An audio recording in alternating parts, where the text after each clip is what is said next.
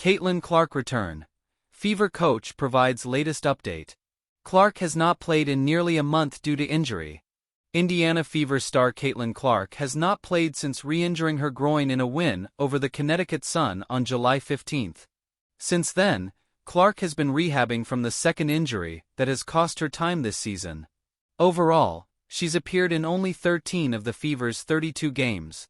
So far, with a nationally televised game against the Dallas Wings on tap for Tuesday night, and Clark listed as a game-time decision on the WNBA website, there was some speculation that the second-year guard would be making her return. Not so fast though, Fever head coach Stephanie White told reporters Monday. Caitlin Clark still hasn't practiced. While White said Clark is making progress behind the scenes, she's still not ready to return to practice with her teammates, let alone play in a game. She's been able to get a little more in her full court running with all of her body weight, White said. It's really building up from doing minimal to then building some endurance to do longer periods of time. She's been able to do a little bit more on the court in terms of how she moves, but not practice yet.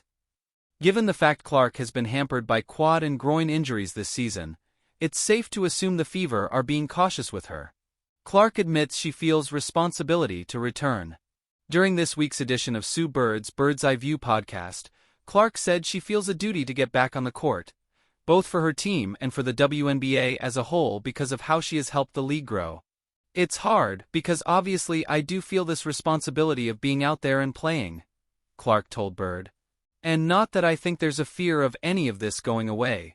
That doesn't happen when like LeBron or Steph get hurt. Fans are always going to be there, Clark added. But you do want to play, you want to give people something to cheer about or scream about.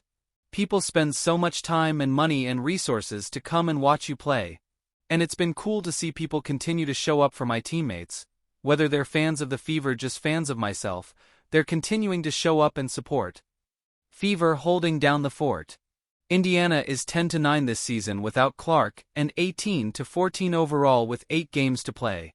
The Fever also recently lost guards Sydney Colson and Ari McDonald for the season due to injury. There's hope that Clark will return, hopefully sooner rather than later.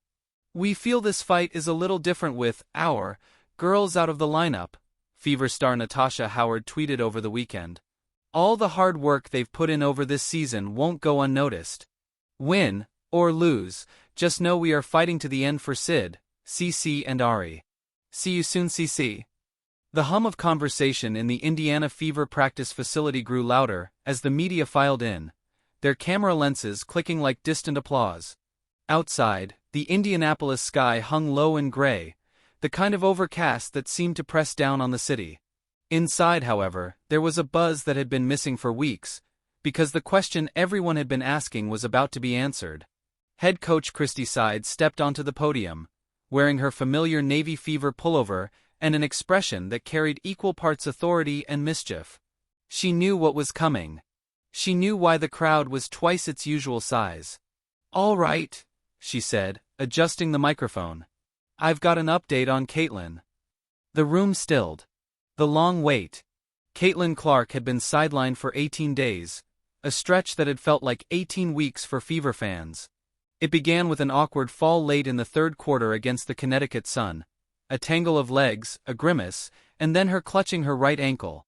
The Fever medical staff had been cautious, and Caitlin's competitive fire had been tempered by orders to rest, rehab, and wait. The team's record without her wasn't disastrous, but it wasn't the same. The Fever could still defend, still rebound, still grind out wins, but they lacked that spark, those 30-foot threes, those thread-the-needle passes, those moments where the air seemed to thin because the entire arena was holding its breath. Her absence had left a Caitlin-shaped gap in the game and in the hearts of fans. Inside the recovery. In the days following her injury, Caitlin had thrown herself into rehab with the same relentlessness she brought to fourth-quarter comebacks. The first week was ice baths, resistance bands, and hours with the trainers. By the second week, she was walking without a limp, already lobbying the coaching staff for shooting drills. By the third, she was sneaking onto the practice court before team walkthroughs to test her range. Teammates joked that she was the worst patient in WNBA history. They'd find her on the sideline during practice, practically vibrating with impatience, yelling out play calls and pointing out missed opportunities like an assistant coach in sneakers. "She's been like a caged lion," forward Aaliyah Boston said. "We're all just trying to keep her from busting through the bars too soon." Coach Sides update. When Christy Sides leaned into the microphone at the press conference, she didn't start with medical jargon. She started with a grin. "I'll just say this," she said. "You might want to grab your tickets for Friday night." The reporters erupted in a low wave of murmurs. Was that confirmation? Was she really hinting that Caitlin would be back? Sides clarified, her tone more measured now. "Caitlin's been progressing ahead of schedule. She's been cleared for full contact practice, and barring any setbacks, we're planning for her return in the next game. She's earned it. She's ready. And," she paused, letting the moment hang in the air, "she's hungry." Why her return matters. The Fever's playoff hopes weren't gone without Caitlin, but they'd been fading. The league's parity meant that every win mattered, and the margin for error was razor-thin. With Clark back, Indiana would have their floor general again, the player who could turn a broken possession into a highlight reel in the blink of an eye. She wasn't just a scorer, she was an engine. Without her, the Fever had been running, but without their fastest gear. And beyond the box scores, her presence brought an intangible lift. Opposing arenas sold out when she came to town. Kids wore her number. The Fever's social media engagement skyrocketed when she played. In a league constantly fighting for visibility, Caitlin Clark's return was more than a basketball story. It was a business story, a culture story, a momentum story. The locker room mood.